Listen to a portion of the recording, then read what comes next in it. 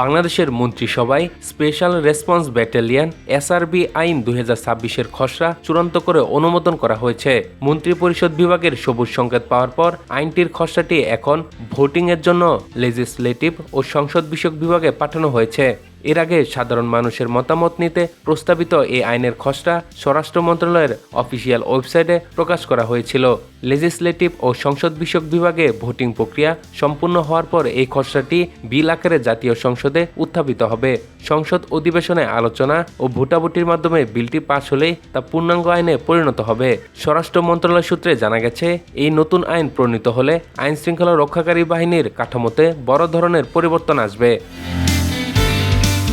প্রস্তাবিত আইনের সবচেয়ে বড় বৈশিষ্ট্য হল বিদ্যমান র্যাপিড অ্যাকশন ব্যাটালিয়ন র্যাব বিলুপ্ত করে সরাসরি পুলিশ বিভাগের অধীনে স্পেশাল রেসপন্স ব্যাটালিয়ন এসআরবি নামের নতুন এই বিশেষায়িত ইউনিট গঠন করা হবে। আইনের খসড়ায় আরও যেসব গুরুত্বপূর্ণ বিধান রাখা হয়েছে, অভিযোগ প্রতিকার কমিটি, সাধারণ নাগরিকদের যে কোনো অভিযোগ এবং ইউনিটের অভ্যন্তরীণ সদস্যদের সংক্ষোভ নিষ্পত্তির জন্য একটি বহুপক্ষীয় অভিযোগ প্রতিকার কমিটি গঠনের প্রস্তাব রাখা হয়েছে।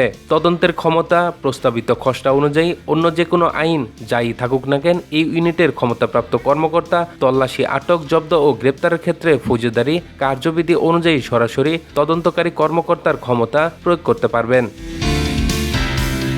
2004 সালে তৎকালীন বিএনপি সরকারের আমলে পুলিশের বিশেষ বাহিনী হিসেবে র্যাব গঠিত হয়েছিল।